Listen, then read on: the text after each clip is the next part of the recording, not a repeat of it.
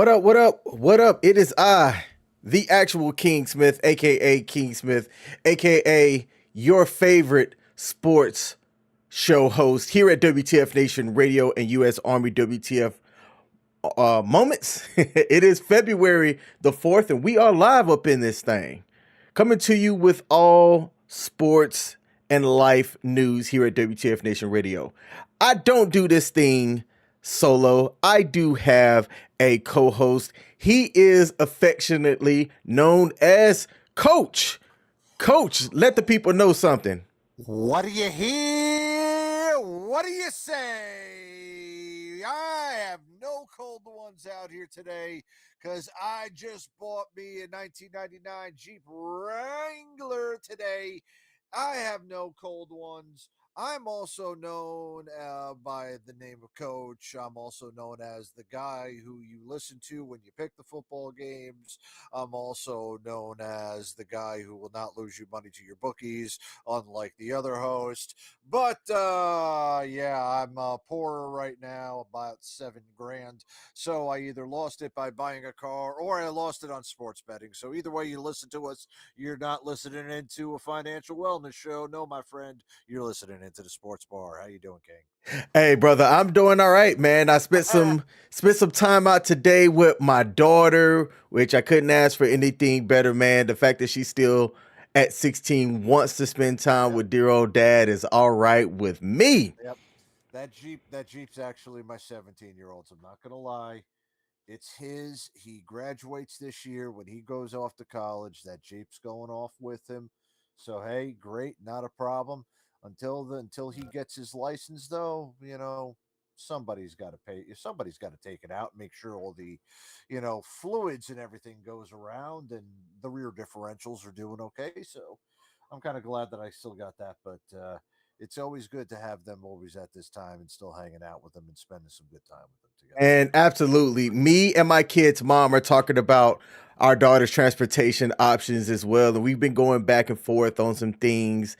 And I'm ready for it. So she's 16. She doesn't have her learner's permit or her license yet, but that's coming. And man, on one hand, it's like, all right, cool, but on the other hand, it's another expense. It's another liability, and I'm just like, oh man, like when kids get older, you think that, as they're getting close to being an adult, right, you can kind of start shedding some of that financial responsibility over to them. But it seems like as she's getting close to graduating, the shit's just increasing. Oh yeah, man, it will. And then at one point, the shit will increase to the part where you have no control over it whatsoever, and everything is going to have to be all done. And then all you can do is sit back and advise. And I am praying for that fucking day to come faster than ever. No doubt, no doubt. Well, hey, coach, let me get through some of the stuff here and we'll jump right into it. So, we are one of several shows streaming at WTF Nation Radio. The Sports Bar is live every Sunday night at 8 p.m. U.S. Eastern time frame. All right, there's other shows here as well. We're not going to go through them just yet. All right, I'm still getting things set up on my side. So, for our tech geeks that work at WTF Nation Radio, shut it up. I'll get there one of these days. All right, so especially the guy who can't give us a middle finger. Oh man, let me see if my soundboard's working. All right, now got no room to talk. So we actually, since we're there, I hung out with him this past weekend. There's going to be a video that I put up on the Sports Bars page on Facebook. So if you are not following the Sports Bars page, go to facebook.com/USA Sports Bar, I believe. Something like that. The Sports Bar USA. Yeah, there it is. Yeah. The Sports Bar. Facebook.com/ The Sports Bar. Sports Bar USA. Yeah. Yes, go follow that because I'm in the middle of doing a video. It's an Army veteran and an Air Force veteran, and we go fly and land a plane. And I want y'all to see who did better. It's going to also show up on Pop Culture Warriors page as well. He's one of the hosts that does Pop Culture Warrior News every Tuesday here at WTF Nation Radio at 8 p.m. Eastern. So let's just get into the show. We've got a couple of different things. We had the Pro Bowl, which I didn't watch, but I caught some of the highlights. We had an NFL player saving a life. We lost a legend who played sports in real life, if some people didn't know. So we're also going to talk about Mr. Carl Weathers as well. And we're going to end on a video that I found in which an NBA player said something that has him in some hot water. And sprinkled in between that, I found some pretty funny or interesting sports videos that we're also going to play as well. So, Hell yeah. let's take a look and see if we have any comments. And then I'm going to play our first video. We have over on YouTube, we got God Happened to Me said, good evening. Hey, baby, I appreciate you. That is my actual lady. So I can say, hey, baby. Appreciate you for tuning in. And we got Sports Bar on Facebook says, what do you hear? What do you say? Say hi in the comments. Coach, I'm going to boot you for a second. I promise I'm going to bring you back. All right. So we had the Pro Bowl that was today, I want to say, either today or yesterday. Again, I've had a pretty busy weekend, so I haven't kept up on all of the sportsing news. But the national anthem was sung by a current military member, and I think he did a fantastic job. Take a listen and let me know what y'all think. Anthem. Please welcome longtime country music artist and soldier in the United States Army Reserve, Warrant Officer 1, Craig Morgan Greer. Warrant Officer. Oh, say, can you see by the dawn's early light what so proudly we hailed at the twilight's last gleaming, whose broad stripes and bright stars through the perilous fight o'er the ramparts we watched were so gallantly streaming, and the rockets red glare, the bombs bursting in air, gave proof through the night that our flag was still there. Oh, say does that star-spangled banner wave o'er the land of the free and the home of the brave.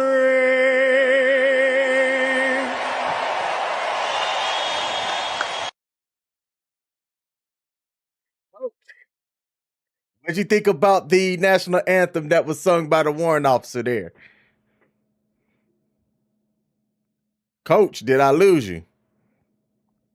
Coach, No, you didn't lose me. I just went on mute just so I didn't say anything bad about myself.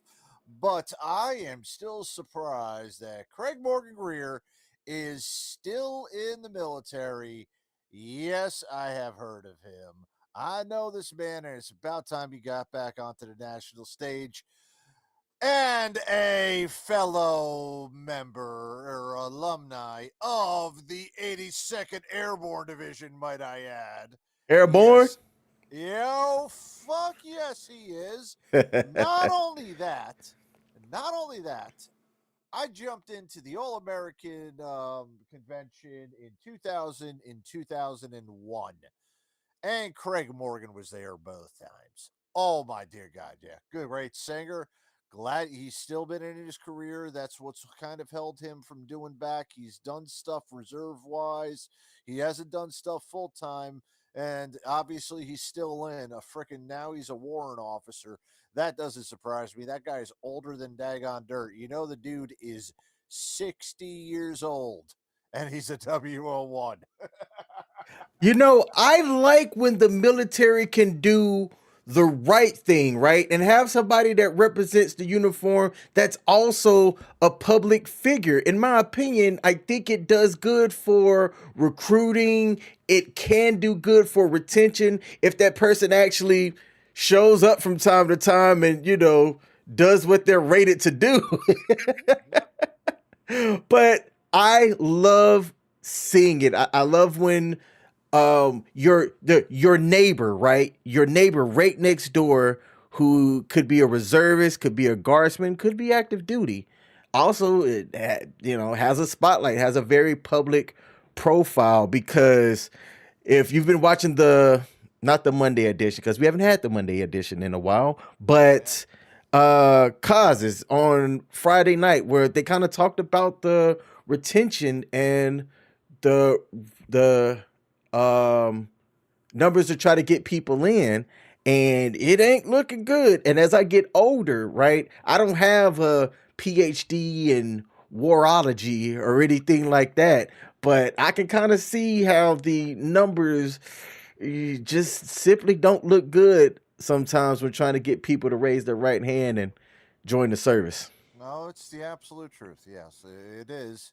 And they're using anything that they can in order to get to it. With what the Navy has done to lower the standards, we spoke about that a couple last week, as well as what Craig Morgan's doing. We got to do anything we can in order to meet these numbers. Absolutely. And seeing that we're the only quasi-military show that's somewhat on here, including Friday Night Freedom, but we're the only one that broadcasts weekly. Maybe Ice can kind of bring this up about it, but we love to shoot ourselves in the foot and then shoot, blanks outside and everything about what's really helping us.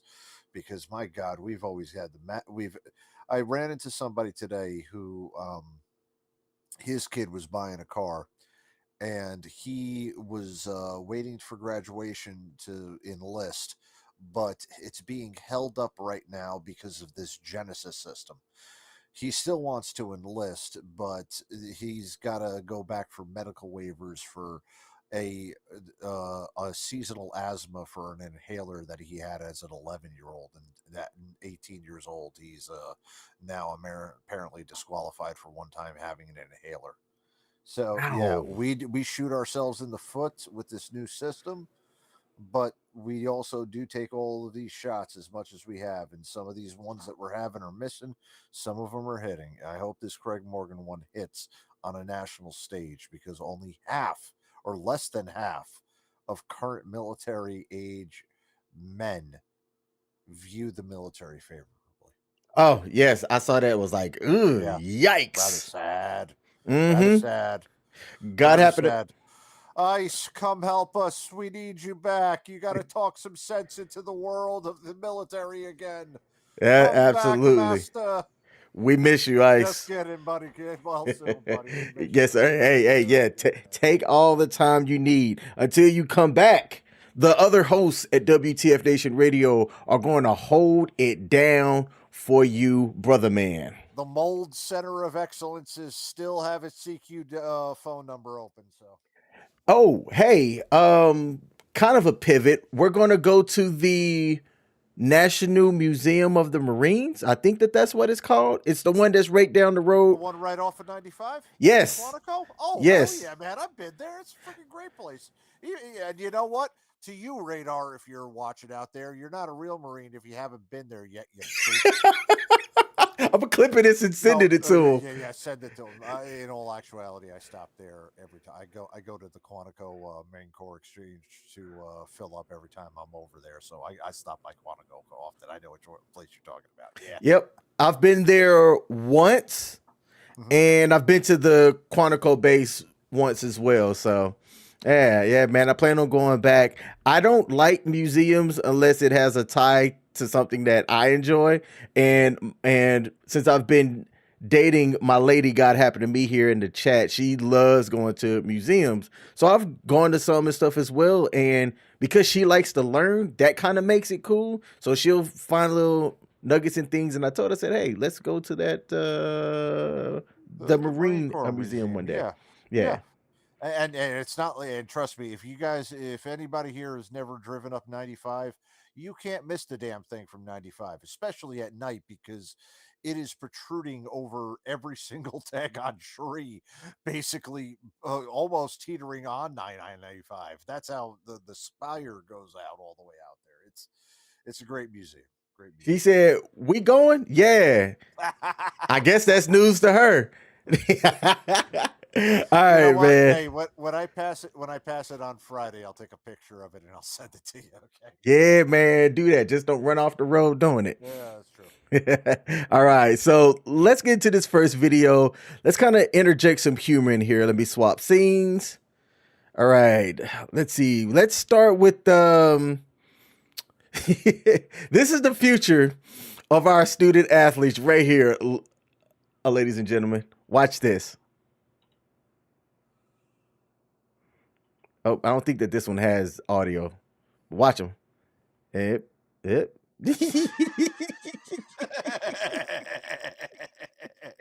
Oh man, I don't know. Like you see him, man, and the caption says, "Bro, let his intrusive thoughts win." He's looking down, he does that, and he squeezes it. And I'm trying to figure out what is he thinking. Is he like, I wonder how high this can go? And when he squeezed it, squeezed. I don't know. It just doesn't sound right. Squaz sounds like it should be a word. Squaz. He squaz it, right?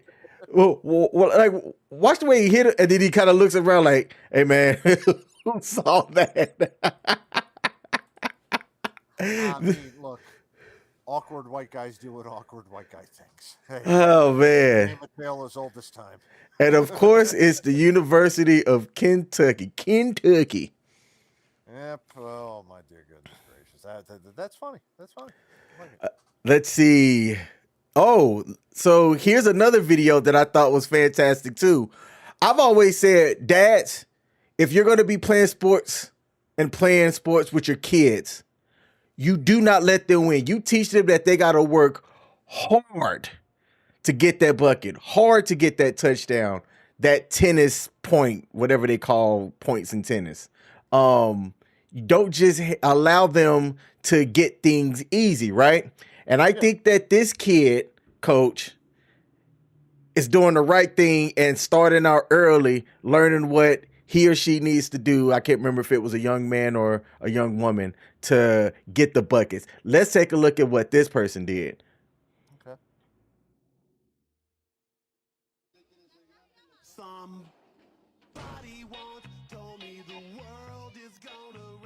Yes. I think that this one has audio, but I couldn't hear it. So let's run that back.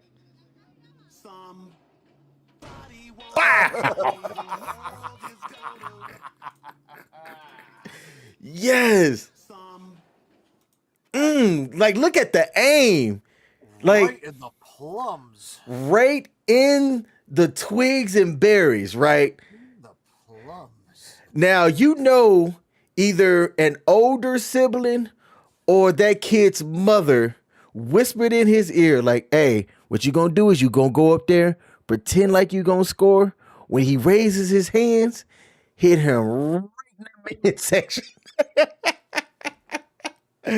Oh man, I saw this one and said, "This is exactly what you're supposed to do right here, man."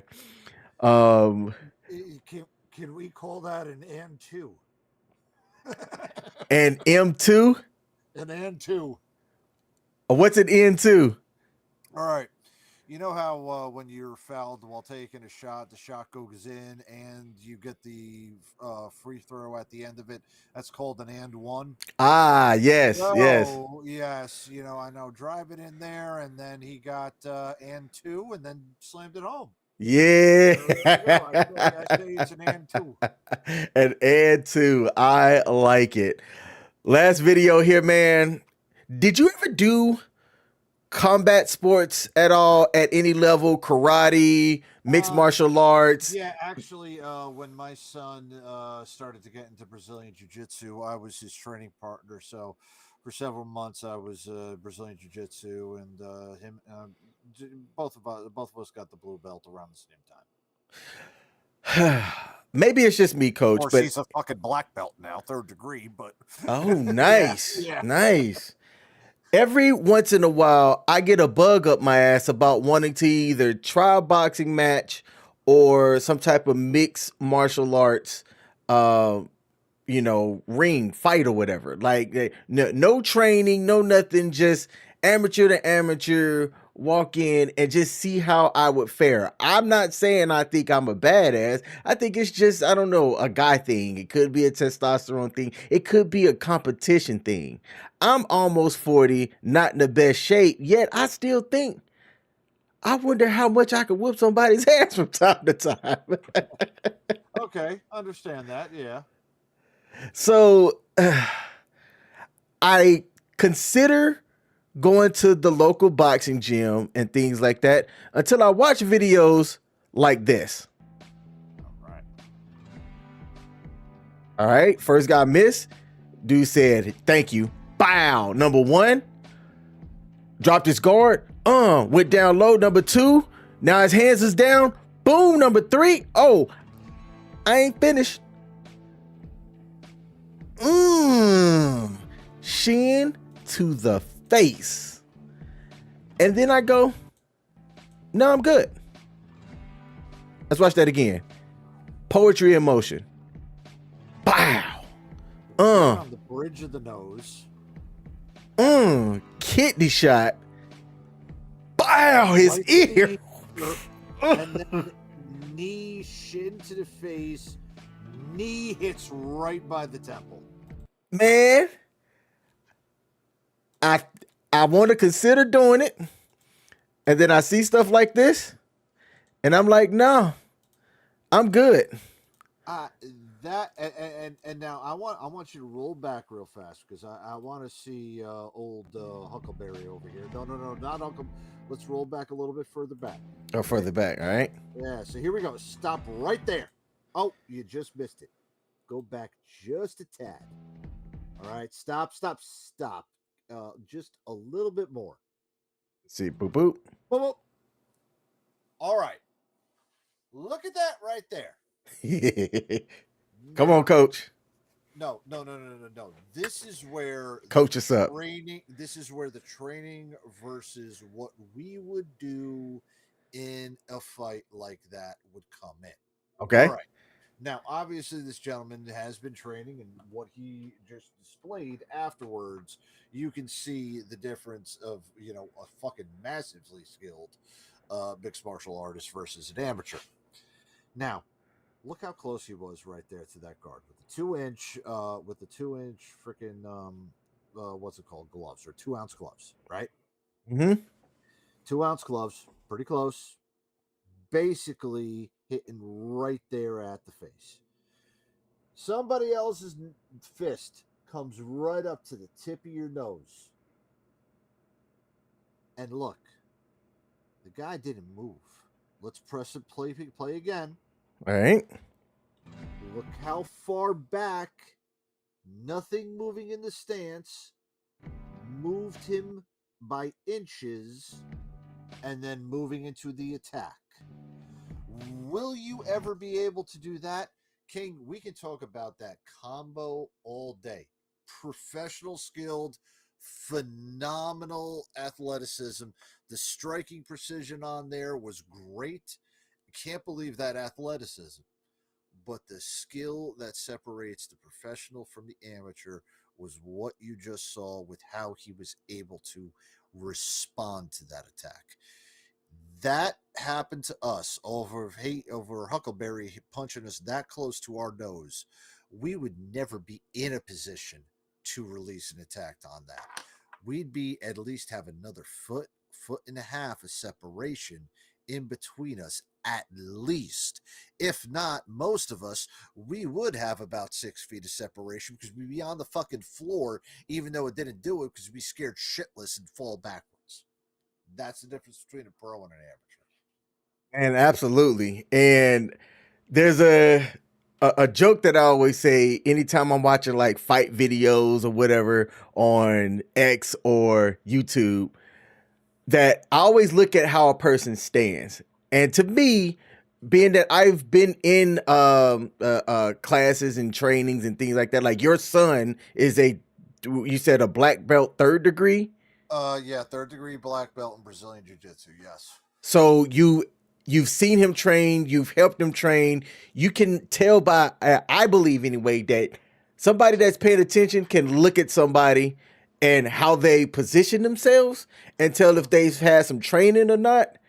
And in my mind, I'm like, if I ever get into a situation where somebody's being aggressive or whatnot, and I see them posture up a certain way, I'm gonna make a determination if I want this problem or not. Oh yeah. Oh yeah. Completely.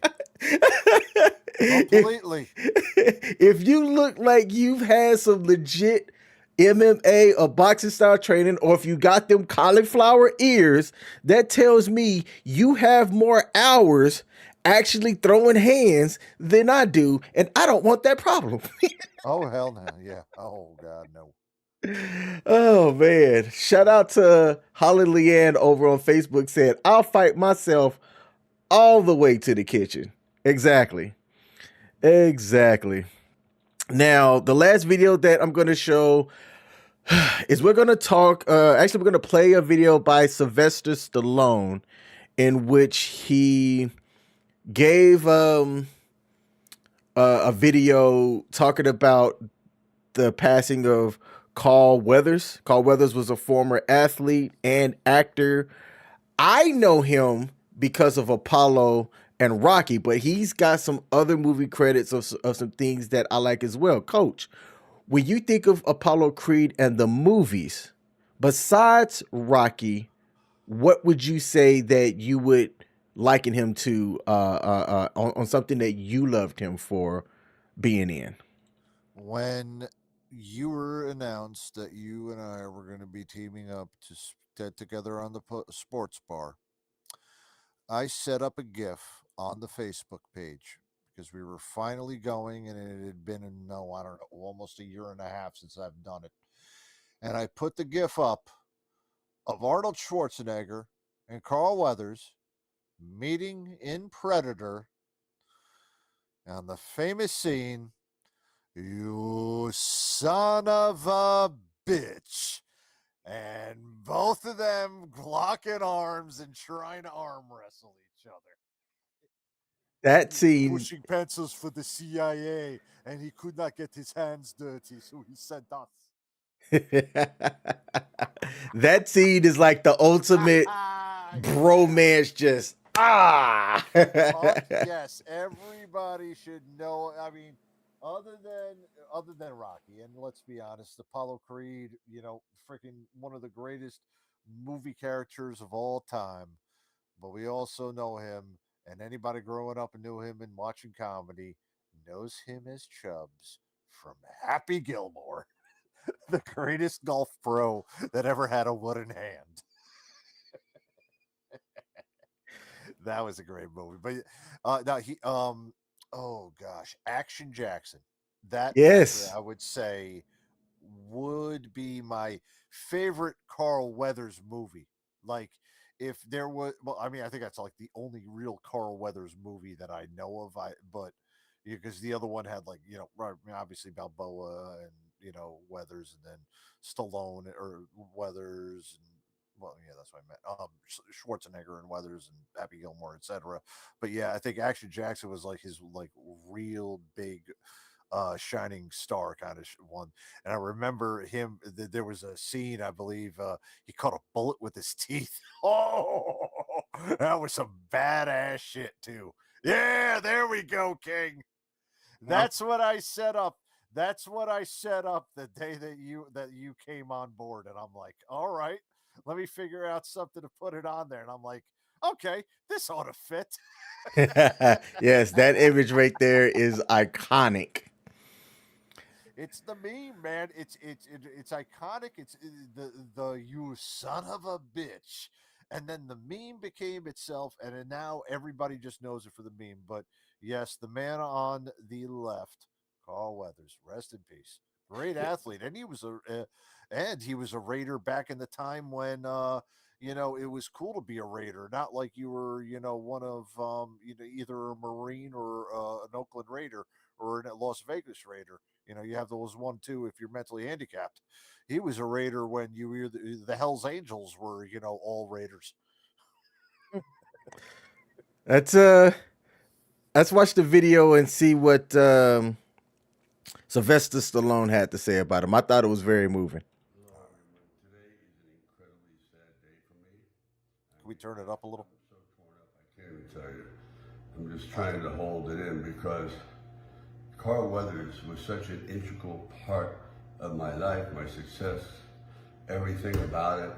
I give him incredible credit and kudos because when he walked into that room and I saw him for the first time, I saw greatness, but I didn't realize how great. I never could have accomplished what we did with Rocky without him. He was absolutely brilliant. His voice, his size, his power, his athletic ability, but more importantly, his heart, his soul. It's a horrible loss. And I'm standing here in front of this painting because it was probably the last moment we were ever in the ring together, and I'll never forget it. He was magic. And I was so fortunate to be part of his life. So, Apollo, keep punching. So he called him Apollo. If you've haven't lived under a rock and you watch movies, Apollo Creed also spawned the Creed franchise as well. That's played by Michael B. Jordan, who's Apollo Creed's son. And the one thing that I hated, man, I absolutely hated was that they killed off Apollo in the Rocky series. Apollo was charismatic, Oh. right? You know, had the song "Living in America." Oh, Like, station, man, station. Oh yeah. I Live in America. I wish we could play that scene and not get Oh, zucked. Man, oh that scene, Oh. him coming out to that in the Hand, trunks. hand, cross the nation.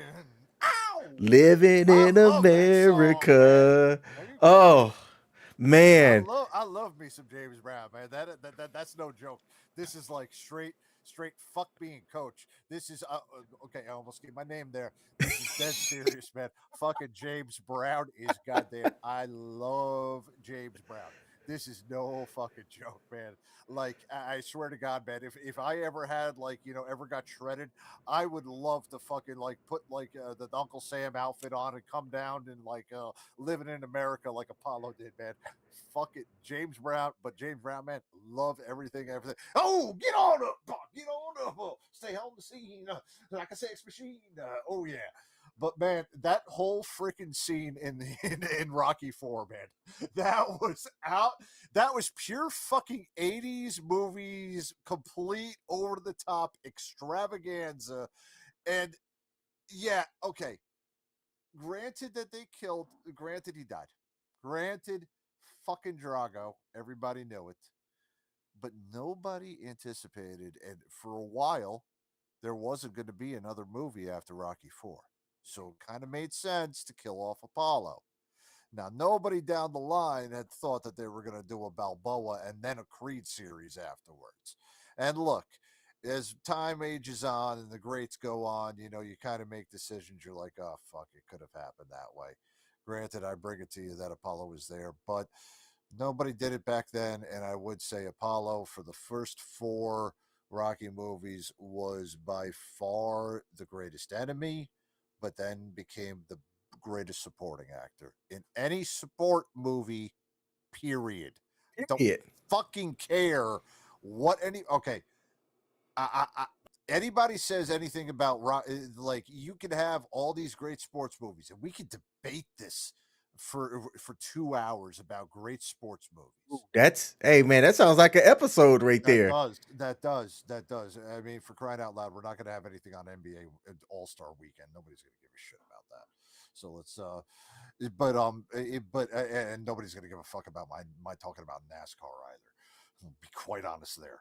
So, but you have to separate the first four Rocky movies from every other sports movie that has been out there. And we could talk about Raging Bull, we could talk about all of these other ones, but those four Rocky movies in itself are number one, great movies and deserve to be on top, especially one and possibly two of top of greatest sports movies of all time. But those four are pop culture freaking crossover sports movies and have their own. They're like Rock with the WWE. You know, the wrestlers know who Ric Flair and Stone Cold and Hulk Hogan is. The freaking everybody knows who The Rock is, not outside of wrestling, but people who have never even watched wrestling know that Rock was a wrestler. You see where I'm getting at? And that's the way with those Rocky movies. Those Rocky movies are fucking works of art first, then they're daggone sports movies.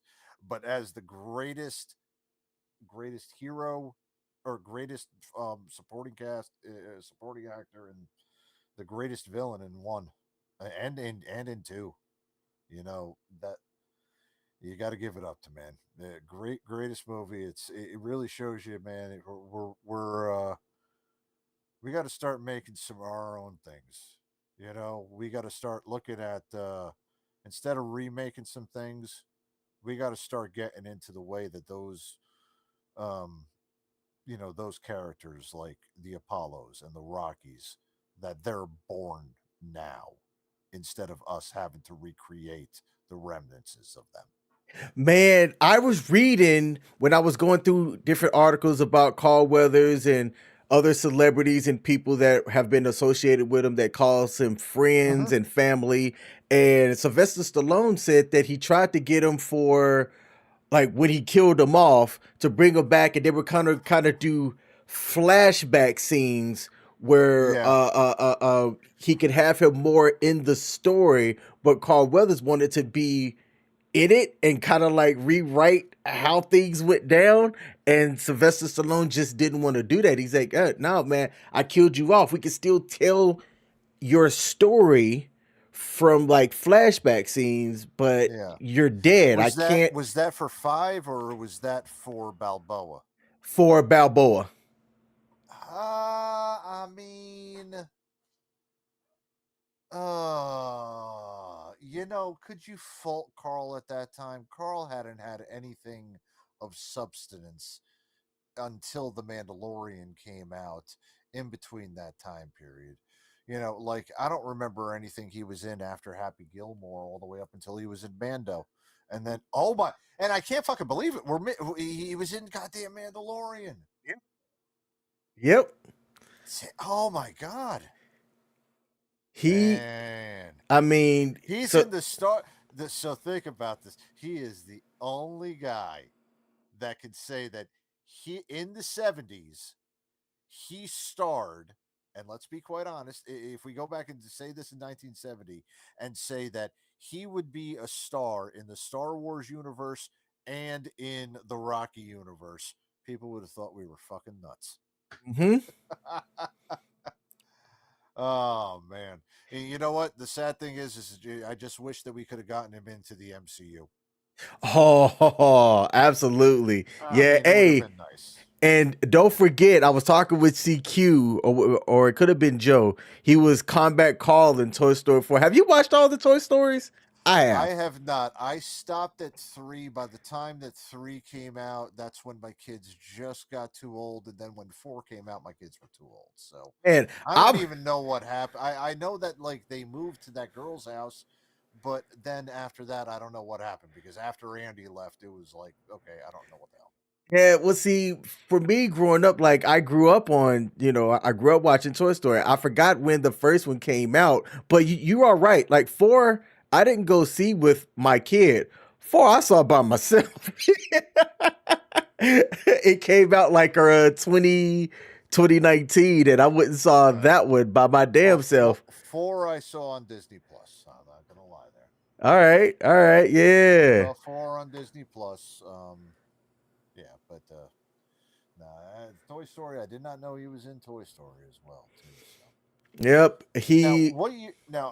I'm looking him up. I'm about to look him up here real fast on okay. Wikipedia because I wanted to get into his when he played for the Raiders. Okay, yeah. You know what? Yeah, Let's take a look at that. yeah. Let's take a look at that. Here we go. So, I'm sorry. Go ahead, King. Yeah. No, no, That's no, no, where I no. got it up. All Uh right. Yeah. go yeah, man, go ahead.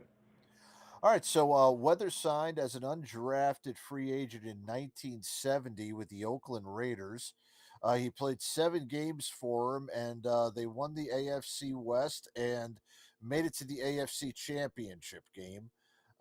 He was playing linebacker at that time, and then 71 he was played. He played 1 game before the Raiders released him after Madden told John Madden told Carl Weathers, "You're just too sensitive." I mean, you're just a little bit too sensitive. Maybe if we got some tough acting to acting. But Very then nice he went. voice. But then he went to go play the CFL, and he played a couple. He played a couple of times, and played a season in CFL, and then retired to football and went to acting. And hey, he made the right move. Yeah. Born in Louisiana, died in LA in his house at the age of 76. Received a bachelor's and a master's of fine arts from 2 California colleges and San universities. Francisco State University. Mm-hmm. Yeah, Played defensive end in college. That's that's I could see interesting. it. I could see it. Yeah. I didn't realize he was 6'2". Okay. Yeah, he was. I mean, oh yeah, come on, he was a big dude. He was a real big dude. I mean, you think about it. When he was look at the whole story of Rocky. Rocky was supposed to be a small little guy, and so Stallone at that time was, and freaking, you had to be a heavyweight at that point. He had to pull off that he was a legit heavyweight champion. I mean, for crying out loud, Joe Louis was there, and, Joe Louis is the greatest boxer that ever lived. he'd be he'd be Clay. He better than Tyson, but better more look like a damn bulldog. What about Rocky Marciano? But yeah, all right. So rest in heaven, Carl Weathers. Absolutely adore him, Yep. I wished I would have had a picture of him up ready, but as y'all can see, I'm editing on the fly here. All man. right. So we're pausing. Okay, yeah. All right, so there he is, Mr. Carl Weathers. Mr. Carl Weathers himself. All right. Let's How much do you see. think that painting goes for? Whew. I would. Actually, better question. Mhm. Better question. Does the painting go up for auction, or does that painting hang in the Smithsonian? Man, I Sylvester Stallone. I haven't heard him be a very generous guy, right? Oh yeah, I've heard that too. So I think because of that, the market value on it would be astronomical. I'd probably start it. You'd have a collector. I'd say 4 million starting for that painting from Sylvester E- Stallone's home. Easily, Easily. easily. Mm-hmm. But yeah, no, I'm just thinking about it, man. I was like, that would have been that. All right, so that painting comes from the end of Rocky 3. You see it again in Rocky 4. You watch Rocky Balboa, and he's got it up in the freaking restaurant. And then you'll watch Creed, and it's back up again, and they're referencing that same picture and that same fight to get that thing going. Mm-hmm. I mean, that it's got history, and that painting has a story behind it. Yep. Yeah. Um. You well, wanna ring the bell? ding, Ding, ding. Rest in peace to Carl Weathers. Prior to going to our next topic, I always say that people have 4 quarters, and this isn't necessarily something that I created, but I heard it. To me, it makes sense. your first quarter of life is from when you exit your mother's vagina to 20 years old. All right.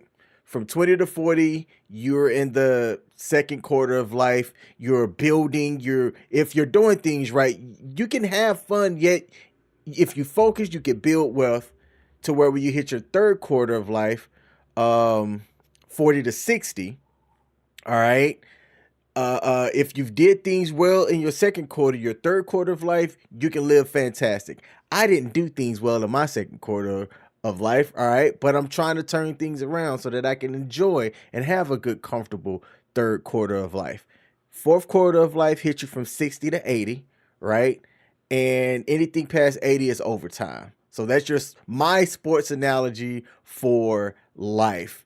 And if you kind of plan things out using those quarters, I think that you can live a real good life if you are able to make it all the way to the fourth quarter and get through overtime. I actually go up to 120.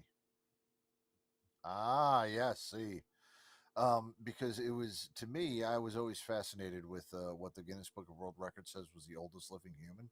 Okay. So I always figured that 120 has been the year, and then I think it's now been like 122.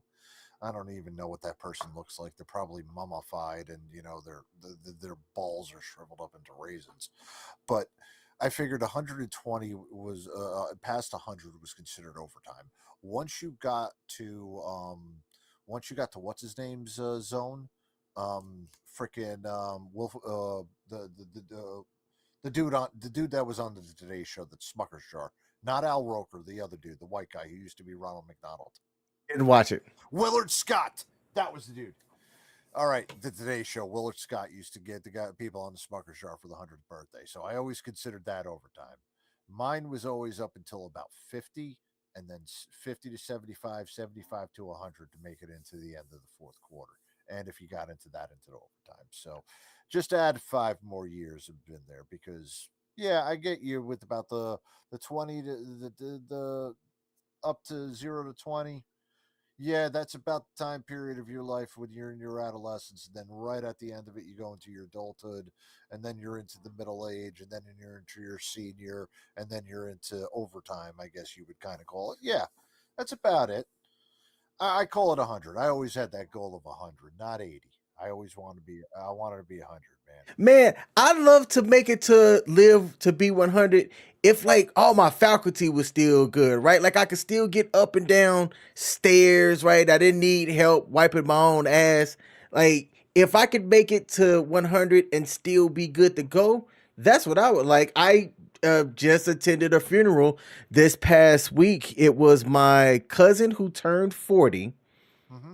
His father passed away on his 40th birthday. He was 68. It was sudden, and it was a heart attack, right? And one of the ladies who was there was my great great aunt. It was my dad's aunt, 93 years old, and she was still moving pretty damn good for 93. And of her generation, so this is my dad's sister. Of her generation, it's just her and an older brother, and the older brother is 102. Holy wow. So I don't know much about the one that is over a century, but to see her walking, she had a cane or whatever, but she was still getting good with that cane and like full of life still at 93, man. Like seeing that just made me smile. Wow. 102. God bless her. God bless her. Mhm. She's into overtime right now, so that's awesome, man. And I like to see people go into overtime. Overtime is the best time, at least to me, Yes, because sir. everybody looks at you and everybody loves you. Yeah, everybody At that point. everybody respects you. You know. Oh yeah. At that point, you're like you outlasted everybody. You're one tough son of a bitch. Speaking of life, Ravens tight end Mark Andrews may have saved a woman's life on a flight. The way that the story is told, during a flight from Baltimore, notice how I said Baltimore, to Phoenix. A woman suffered a medical emergency, and medical personnel on the flight couldn't find a strong pulse. Mark Andrews, who is a type 1 diabetic, got up from his seat and said, "Could it be her blood sugar? I have a diabetic testing kit."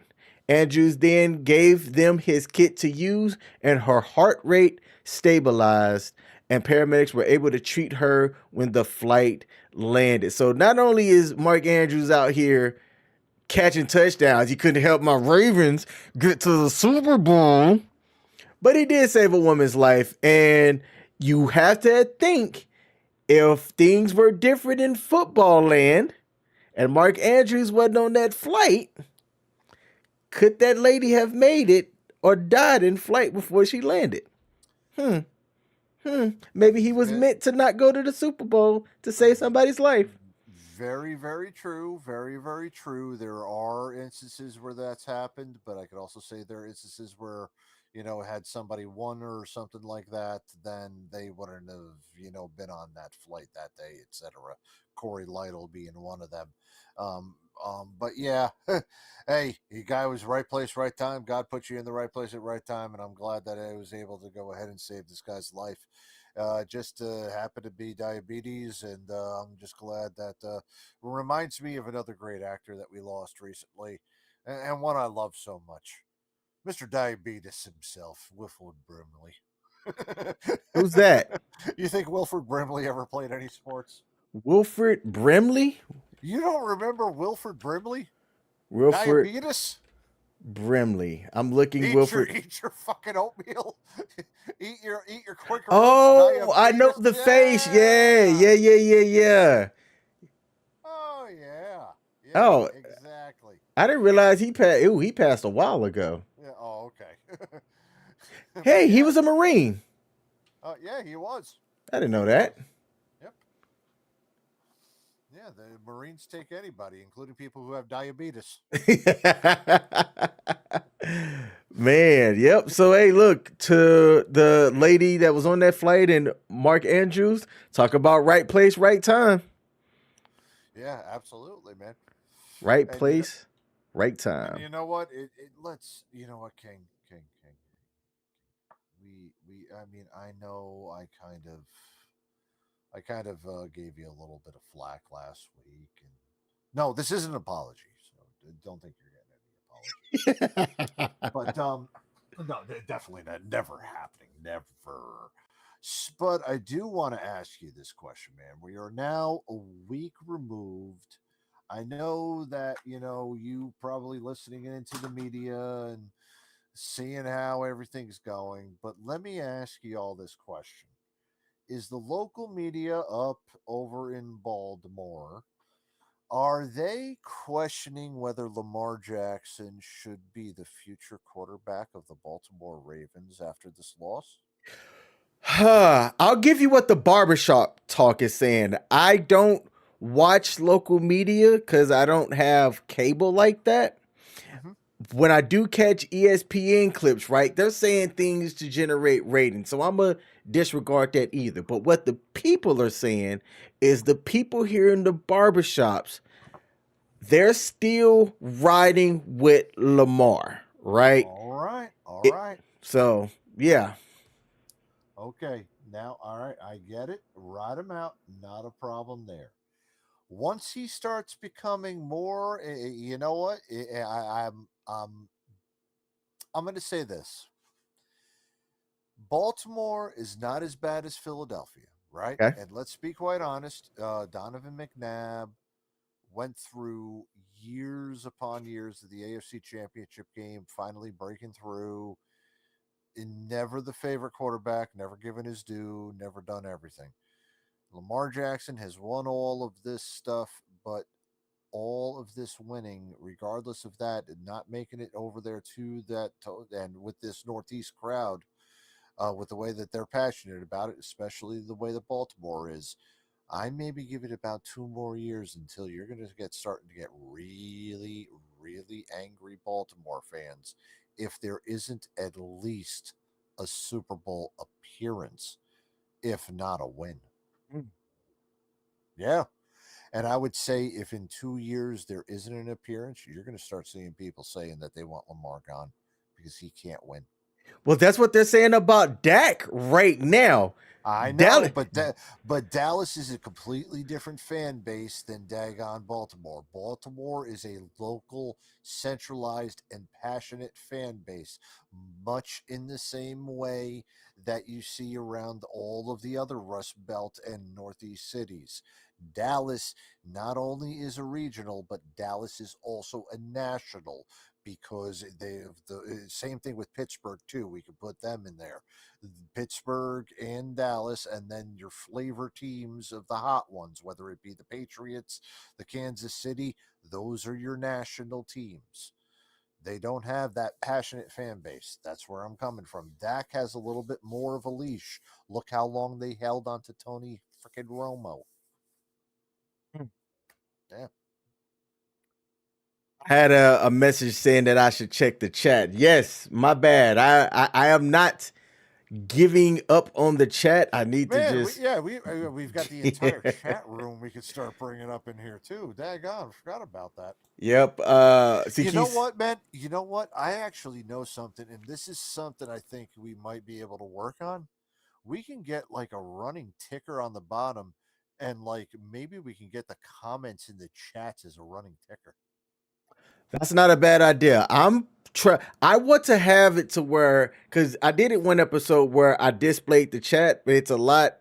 I have to get some Yeah. things technically set up to be able to make Yeah. it happen. But there are ways that I want the chat to just look sportsy. CQ and I have been talking about some things that when I change scenes, depending on if I'm talking about football news, you got the football background. We're going to be doing some things here at the Sports Bar in I got you, man. I 2024 got you. that can That's give good it shit. some pizzazz. All right. Yeah. CQ said, sorry, I was putting my kid to bed. What I miss? All right. So the rundown is on your birthday week, I beat you in sports racing and in landing the plane that we flew. So that's what you miss. Nah, I didn't quite say that. You said check one, check two. Is this thing going? Yes. Yes. Don't forget about the 8-second delay there, CQ. But I got you, my man. I got you. What are you fucking talking about? We have no fucking 8-second delay in here. There is about an 8-second delay from when we're live to when they hear it on the screen. So then who the fuck is supposed to be putting the 8-second delay if I'm supposed to be bleeping fucking shit out right this? The person that we need to hire. Oh, we didn't hire. Oh, okay. Oh, we didn't hire him yet. So you mean to tell me every time I say fuck, it's going through the airs? Yes, On the sir. internet? That's So the what if some fucking children are going to be listening to this? hey, that's the beauty of internet radio and parents that should be monitoring their kids and what they're listening to, coach. Oh fuck. Fuck shit down. There we go. All right. Let's see. The last thing that I have here, and I need to take this off the screen. The only time I've ever been excited because I get to trash something. NBA player Michael Porter Jr., who has his own podcast, has came under fire as he was on The Pivot, which is a wildly successful sports podcast ran by 3 former NFL players. And he came on and said some things that I was like, yikes. All right. So he was trying to be an advocate for women's NBA, but take a listen to what he said. And they're very talented, but so is a famous ping pong player. They're just as talented as like the best ping pong player is just as talented as the best basketball player. That doesn't mean they're going to get paid the same because they play ping pong. It's what the people want to watch. You know what I mean? So, as much as I understand females wanting the same treatment as men basketball players, it's a different sport. People, they're not packing out the arenas. Obviously, their TV deals aren't the same. So, as much as I advocate for women and kind of the equality of the respect of their craft and all those things, I mean, you can't pay them the same thing, you know, but I do feel like there should be a little way to make a little bit more money for them because they are very talented. Correct. Yeah, I think the big thing, obviously, when you're thinking about negotiations, labor unions, and different things like that, I don't believe there's any woman that believes she should be paid as a man gets paid.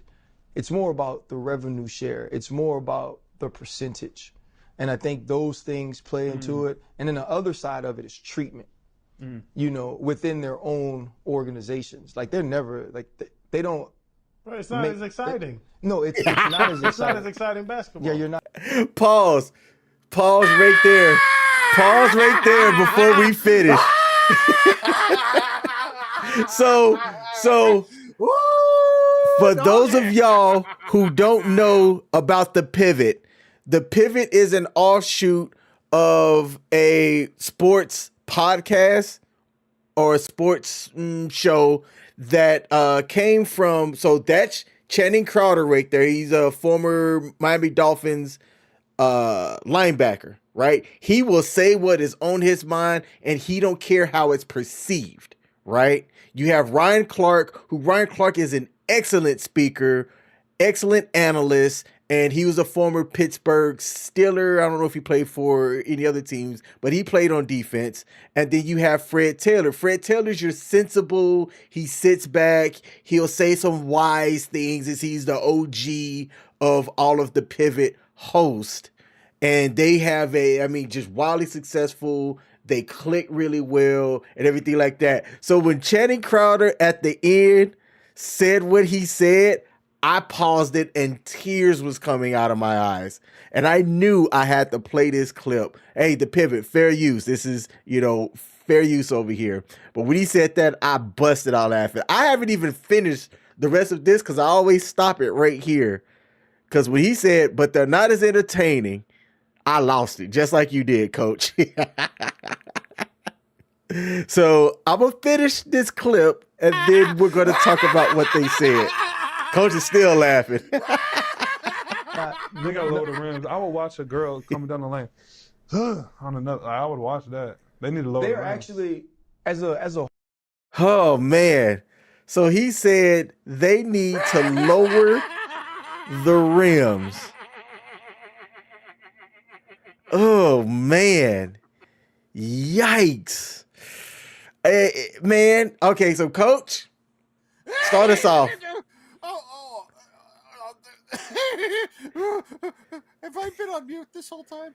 Yes, sir. Thank God.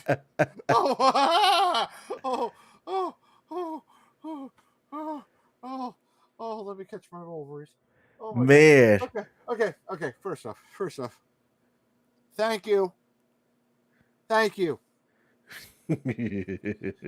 Bill Burr thanks you as well. Because everybody gets sick and tired of having to watch some woman, some female athlete, yap her way around on ESPN and having four freaking athletes and other people all nod in agreement of why they deserve equal pay as men. And that's exactly what they're looking for. And if not, well, go ask Sue Bird's wife. Okay? That being said, the fact that nobody on ESPN, nobody on Fox Sports, nobody else will say the same thing that Channing Crowder just said. That's the reason why nobody gives a flying fuck about women's basketball. Nobody gives a fuck about women's professional sports. Women's professional soccer, they can play in a 30,000 freaking seat venue and 2,000 people are going to show up. The promoter's out on his ass. There's a set budget that's going to be done regardless of where you're going to be. And if they cannot cover the cost of the upkeep and the set maintenance of utilizing these arenas that they have to play in, then they either need to find cost other ways or shut the fuck up about the equal pay. And on top of that, yes, I don't quite care.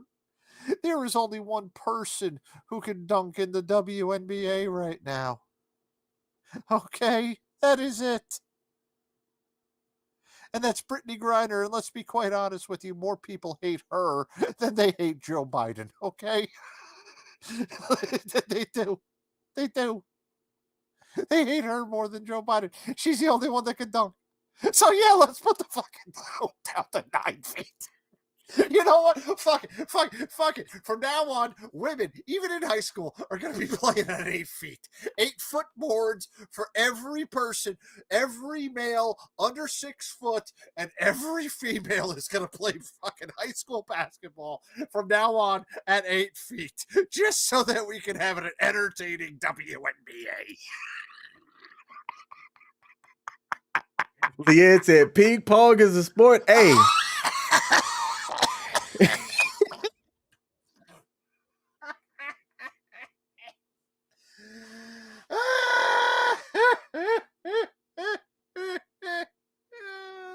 I could not wait to get this in front of Coach, y'all.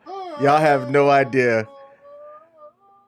It is a running thing on our show about the WNBA. And when this came out, I was like, oh, this is so good.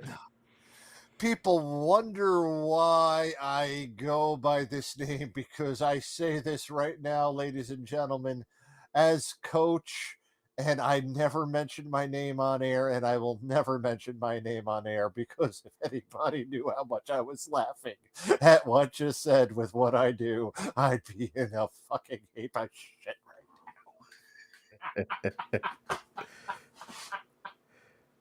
You know it too, buddy. And Coach, man, well, I would be in a heap of shit. And see, but it's like, but you're not wrong to laugh, though, right? Because because it's true, but nobody says it. Yes. Now Ryan Clark, like I said, who's an excellent speaker, he tried to go the PC route and say where they're talking about revenue share and things like that. Sort of, Ryan, sort of. The main crux of it is that they would like to see themselves getting more money, but then we've talked about it on this live stream. Get more butts in seats to go see a game, and you can have that argument, right? I heard, I think it was Bill Burr, some comedian I saw gave an excellent spun and said, if y'all want more money, why aren't more women coming to see y'all play either? Right? You can't even get the same gender to come out and like watch you and support you. And the way that comedian spun it, I said, yo, that's an excellent way of looking at that. Now, if you're bringing in more revenue because it's more entertaining, like Channing Crowder said, it doesn't matter the sport. If the revenue's there, you have an argument to have your pay go up. That's just how it works. Yeah.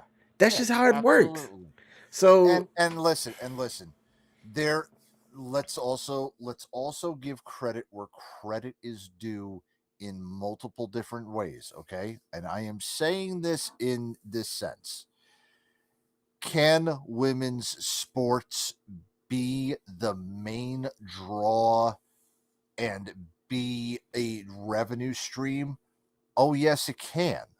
And so. let me and I will give you a great example, even though I would say it's about equal, not as, but on an off year could be.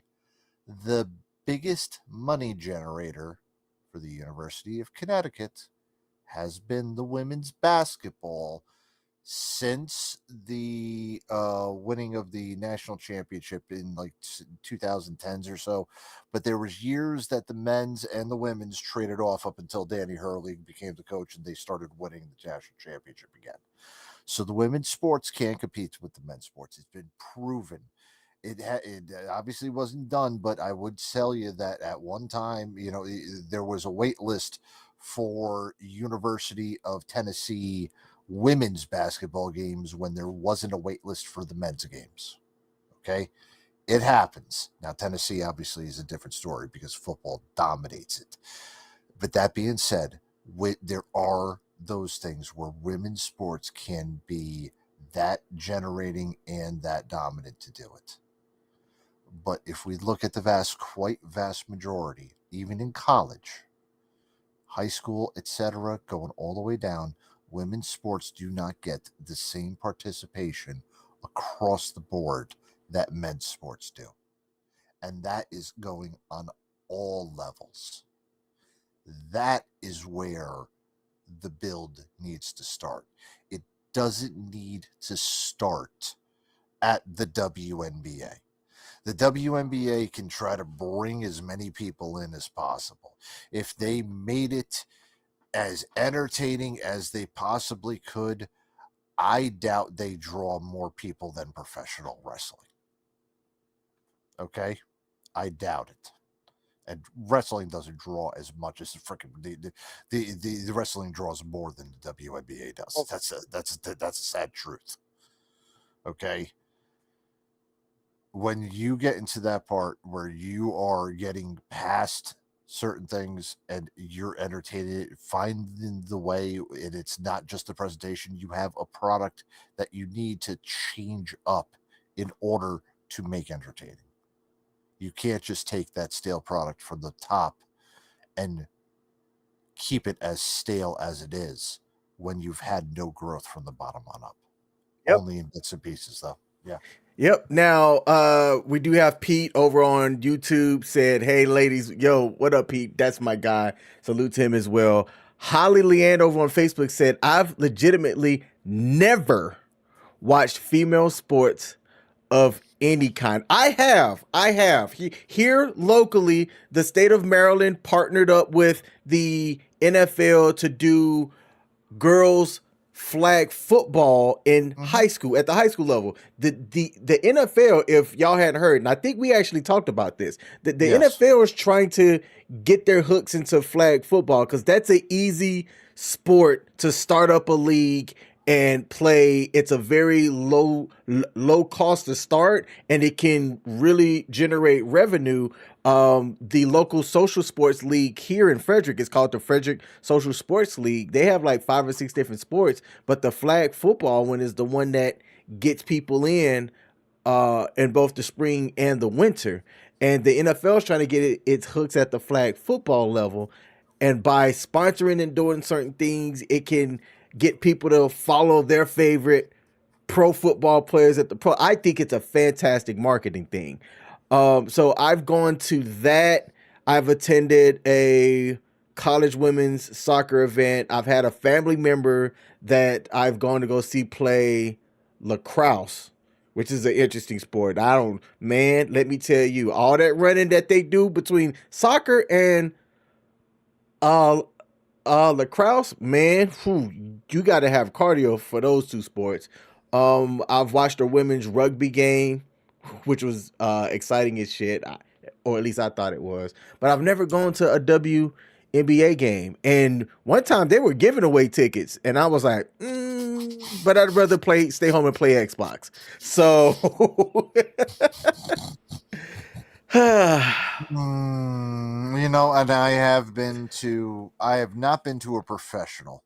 I have been to collegiate women's games, but I have never been to a professional game. In fact, my last game that I've been to was a collegiate women's game. So, that being said, professional wise, like I said, you can't start from the top down. Something has to change from the bottom up, and something has to change from the better coming out. Okay.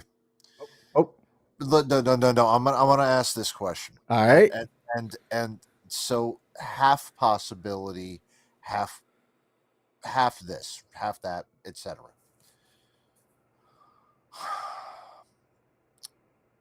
Hockey and basketball are the only two sports that men and women both play. Well, we'll call it at a competitive level, at a famous competitive level or a high competitive level. Call it that. They're the only sports that they don't play in which there isn't a differentiation between the sexes, is there? No. Let's think about this, because each one of all right, so a lot of the things dealing with the women, the times are different in the individual races. Everything's based off of their athleticism. If we can go all the way up from diving, swimming, etc., to from track and field and all the individual sports, including tennises and golf. Golf's even changed too for women because women have a different par, but it's shaped for them, right? In baseball, the equivalent is softball. Softball has a slower distance and it's played on a smaller field. Yes, I do know the balls do travel in a shorter distance at a higher speed, and it does feel like 110 miles an hour. So there is an equivalency there of a massive fastball, but they do play on a smaller field. Hockey is and soccer as well. Hockey and soccer are such low scoring sports that women playing them would have equal, if not kind of same type of advantages. Obviously, men versus women would be different. Basketball is the only one where there is a physical limitation dealing with the absolute outcome of the game that differentiates so vastly between men and women. Maybe that's part of the reason why the NBA or basketball, women's basketball, will not draw. Think about it. Yeah, I mean, that's a good point. That's the only way you can scientifically think about this. I mean, it's been trying for 25 freaking years or so, or 30 years, however long they've been trying to get this damn thing going, and it's just not working. For 30 years, after 30 years, if you're losing money to something just in the sake of equality, maybe there is something else that needs to be changed. And that's where I come in on that. You see? Yeah, I Yeah. agree, Coach. I agree. Yeah. Every other sport has it, and the other two sports that don't, they're so low scoring that it doesn't affect it. And you know what? But you know what? And I will say this, even with the smaller ball, it doesn't it still affects the play of the game because of the verticalness of the game. There used to not be the verticalness of the game. Now that verticalness, the gap between the men and the verticalness of the game has gone on another level, and the gap has stayed constant for women. Yep. Yeah, because there's more played above the rim and there's the more of the ability to play above the rim ever, and that's maybe the 8 foot thing does happen. Hey, Coach, maybe they do low. I mean, hey, if I think we talked about it, it was probably you that said it. You would have to make the play more entertaining, and Yeah. then also there'd have to be another draw to have some that was like to help it. to go Yeah, put butts in another seats as draw to well. help it. Yeah, yeah, you'd have to have another reason to put butts in seats because Yeah, look, from a top down perspective, but from a bottom up perspective, if it was done a different way, and if it was started, let's just say right now in 10 years, we say, or let's just say, hey, we're changing it now. Every woman goes 9 foot. Okay. Every woman's game now goes 9 foot because of the height advantage. We start seeing women performing alley oops. We start seeing women putting dunks. We start seeing women throwing down shit and posting up and dunking. Brittany Griner is breaking freaking backboards, okay, acting like Shaq. Does that help draw more and sustain more than having an additional draw to go with it? I don't think so. You don't think that seeing women playing like men on the NBA would increase the viewership or the gate? You don't think more people would see it? Nope, because in my opinion, you the eye test of the athleticism is still different. But you're evening the playing field a little bit more, and that's where I'm coming from as far as like there's women who can hit 61 home runs or even more than that in a 162 game softball season. You know, freaking 62. Aaron Judge is like treated like a superstar. A woman can do that in a softball season. Erling Haaland can score 40 points in a EPL league team. A woman could do that same exact thing. There is no woman that is going to be able to fucking throw down a windmill slam or complete a damn alley oop now. But at an 8-foot thing, man, I don't know. You might be able to see freaking, Sue Bird throwing a thing to, I don't know. I don't know. Maybe I'll actually know their fucking names if they have an 8-foot rim. I don't know, man. I can't see it because my immediate thought, I went to a high school game a couple of weeks back and I watched a kid in high school dunk. And then to me, I'm going to have the slippery slope of, hell, if a high school kid can dunk on an 8-foot rim, why am I like, and I'm paying, and hold on, coach. And I'm paying $10 to go see a high school game at a 10-foot rim and they're doing that. Why am I now going to pay $40 for a professional women's game just because they're at the WNBA level and I got to pay for their salaries essentially? Yes, they're dunking now, but why would I go do that? I don't know. That's where I'm coming in with the start it young and you bring it forward a little bit more, and maybe our thoughts adjust to it. Okay. Right now, and it's made a resurgence, but we'll go previous decade, basically 2010s, 2020s of professional football. The running back had died down, and now it's making a little bit more of a resurgence. Everything was all throwing about the passing and things like that, right? That got started a little bit earlier, as far as Pee Wee, and then into high school, and then into college, etc. As soon everybody was throwing, and then the NFL became a throwing league, and then that's how the evolution of the quarterback came up. Now, when the NFL was quite a running league, yes, the attendance was good. And yes, I know that the NFL has gone through bits, especially when teams suck, that the NFL attendance was bad. But there's not been a time where the NFL hasn't been at its peak since that time period. Okay. So you see where I'm getting at, where the even though the NFL is right now its own and head and shoulders above itself, so many people right now throughout the time are anticipating if we started playing football like they did back in 1970, would people be watching as much as they are right now? Quite possibly, but they grew up looking at it and they might get a little bit upset by it. It's kind of the same way that they did with NASCAR.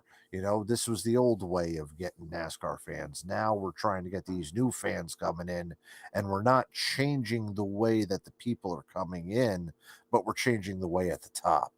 And you alienate the old fans, and it really didn't bring in new fans that lasted. It brought in casual fans to temporarily boost and increase numbers. That's where I kind of come from with that. Okay. Yeah.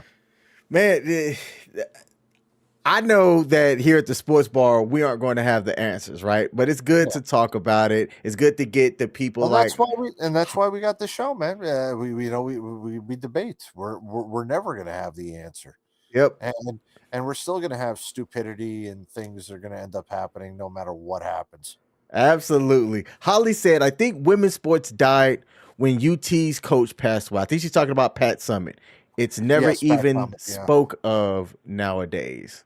Well, see, UConn became boring with their national championships. I can't even count how many Gino Auriemma has. I think him and Wooden right now are tied at 11 championships. I know he's going to pass some people here pretty soon. Yeah.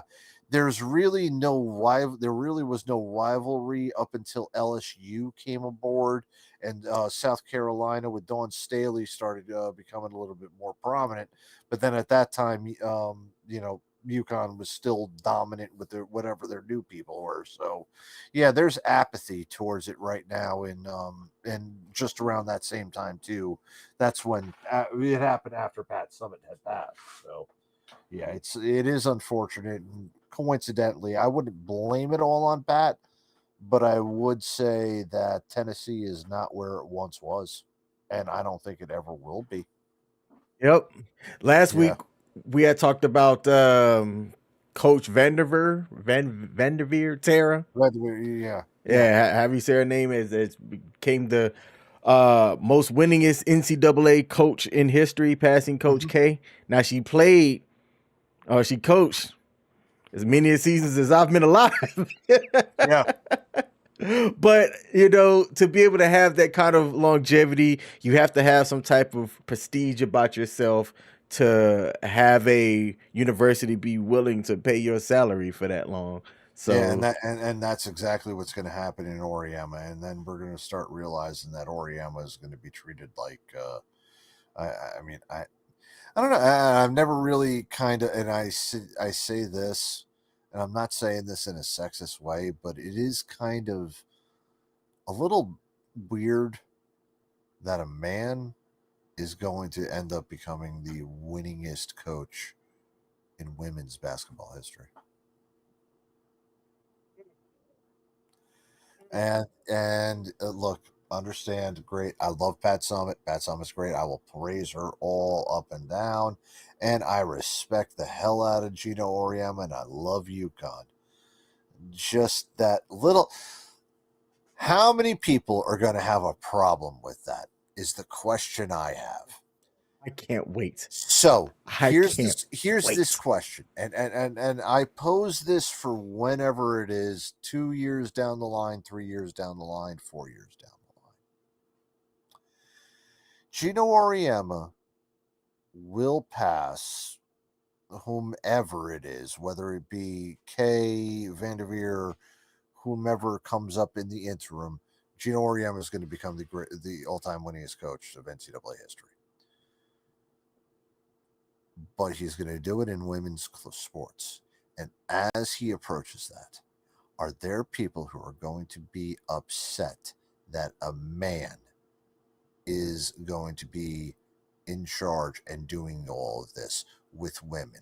Are they going to say that it's a bad state that Gino Oriema, who had coached, mentored, and guided countless, I'm talking hundreds of young women from high school through all the way past and getting them into adulthood, did all of that for 300 women, and on top of that too, coached and mentored some freaking Hall of Famers in the game of basketball. Did all of this great stuff for the game of women's basketball. But because he's a man, do you think there's going to be people who are going to have a fucking problem with it? And I guarantee you it'll happen. absolutely. And if they don't, they're fucking hypocrites. Absolute fucking hypocrites. Sorry. No, that's a good point. That is a good point. All right. So he's 66, I believe. Do you think he's motivated Gino Oriema? to get to the top? Yeah. Okay. Oh, yes. Gino Oriema, yes. Greatest coach in NCAA history. Guarantee you. And I'm saying that because to be the greatest coach in women's history would not be enough to justify him being a great coach in a lot of people's eyes, and Gino Oriema knows that. So to get more in women's basketball and to play all of that will bring him to be okay. Let's just say that Pat Summit was what, like, God, I don't even know combined all time, But up there in that all time, you have Roy Williams, Coach K, Bobby Knight, Pat Summitt, and there's maybe several other people. I know Herb McGee's up there, and God, I love Herb McGee. But regardless of all of the coaching ones that are out there, Gino Auriemma knows that the 900 and so that Bobby Knight had won is seen in the same eyes, if not better, than the 1,000 that Pat Summitt had. Yeah.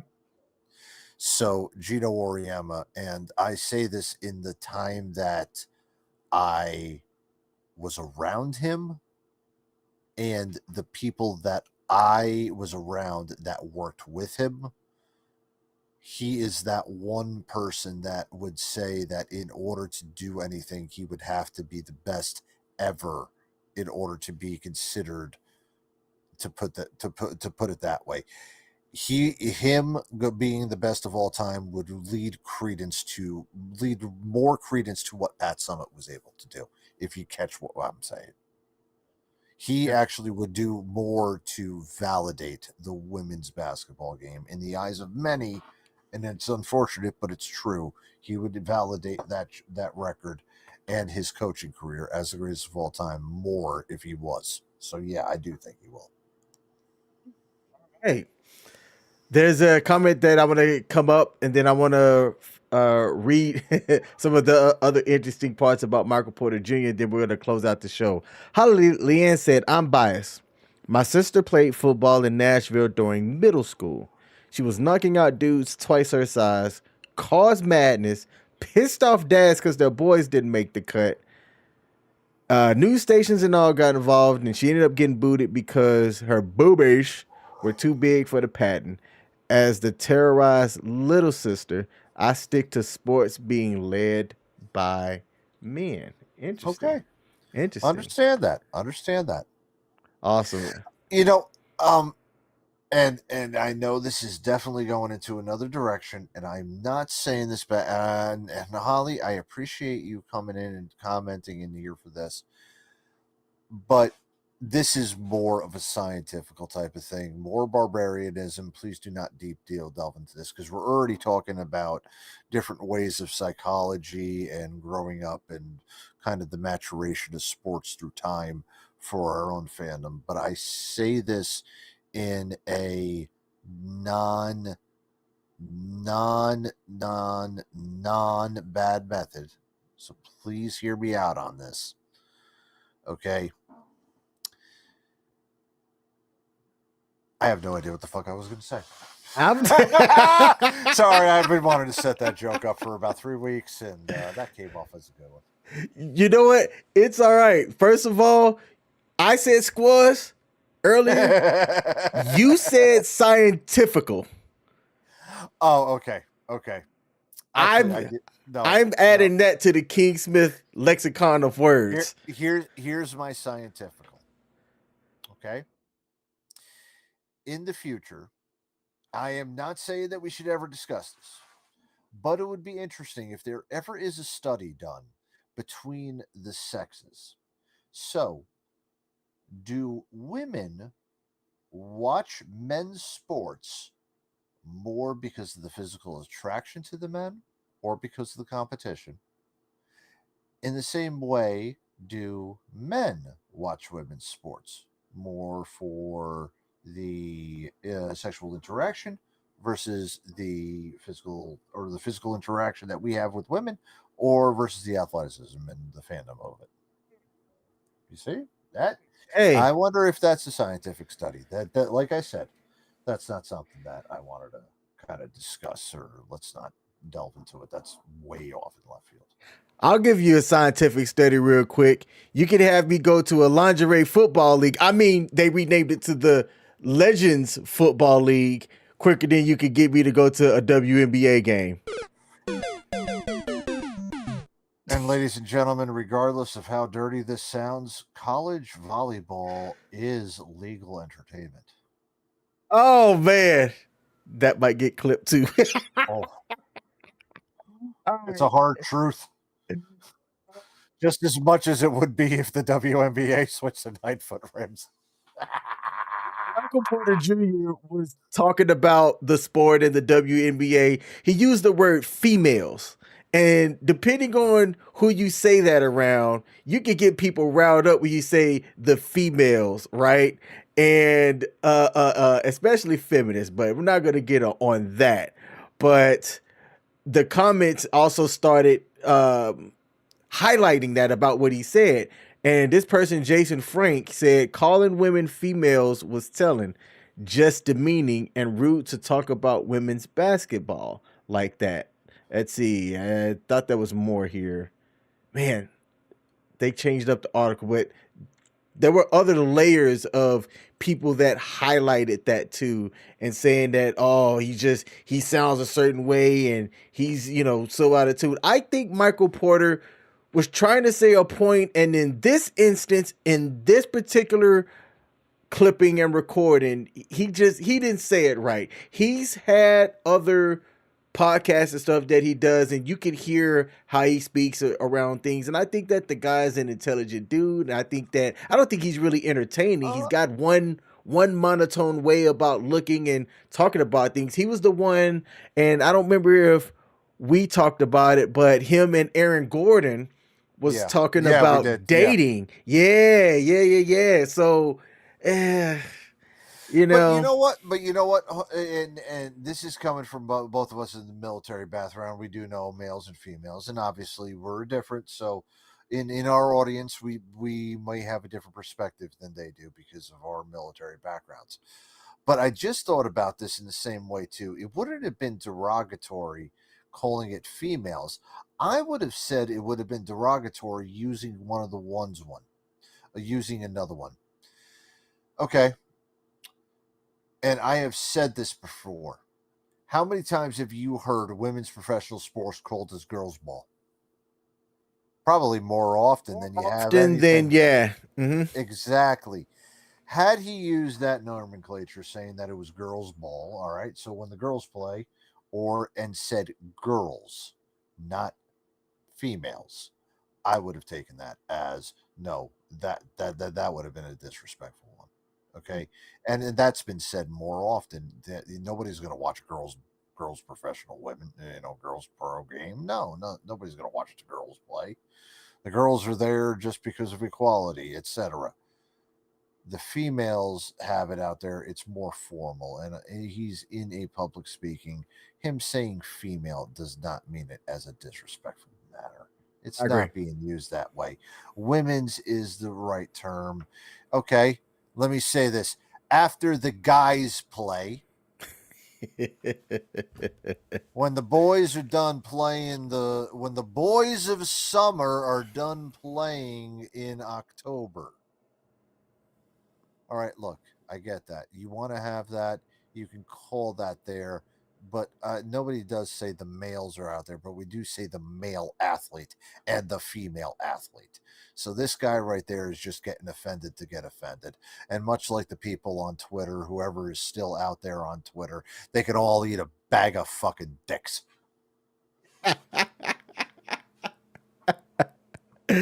Oh man, I almost said something that might have got me canceled. Coach, thank you.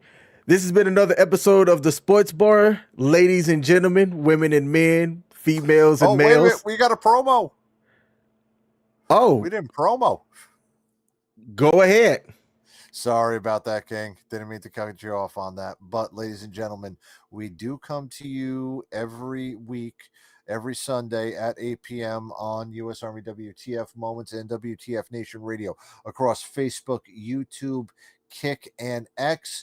We are also on our own Facebook page going live every Sunday as well. On U.S. Army WTF Moments and WTF Nation Radio, we have a variety of shows. We did come to you 6 nights a week, but as of now, we are only coming to you this week, this week we're only coming to you until Tuesday when CQ comes back on Pop Culture Warrior. Now, our rest of our crew, Mondays and Thursdays with Ice and also with Massey and Spanky. And then on Wednesday with TZ and Radar. They will be picking up soon. We are attending to other matters at hand. For everybody that is attending to the matters, we're all, busy with our own personal lives. We will get back to you. We haven't forgotten you. We love you and thank you for still supporting us. And this week I do not get paid. So that means that not CQ, that Kaz and Pookie will not be here on Friday. So we get to listen to CQ, and then it's back to us, and then back to CQ, and daggone, man, we got to get some people in here.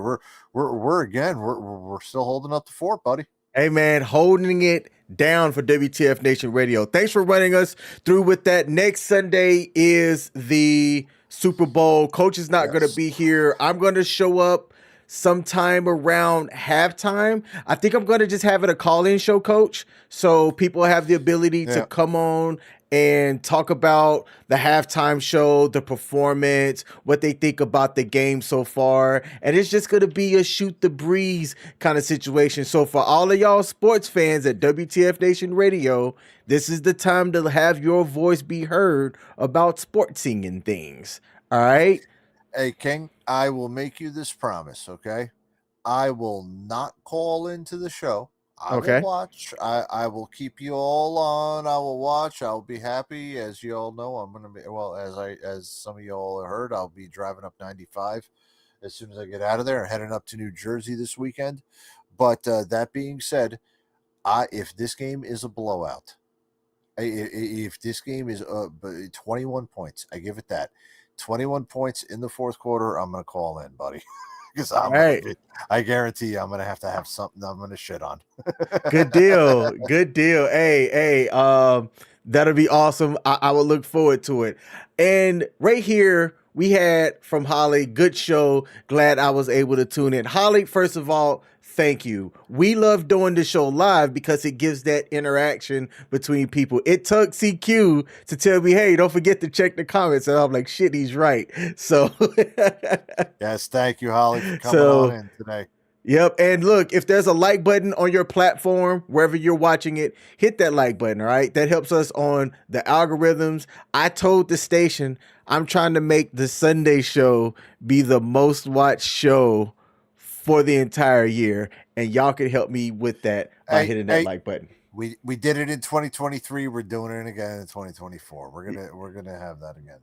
Yes, sir. All right. Well, hey, y'all, from that man right there. Hold on. Let me. How would I do? Yep. Lean that way. That man right there, Coach. Me right here. And me, the actual King Smith. I give y'all a salute. He can't salute, so I'll just do it for him.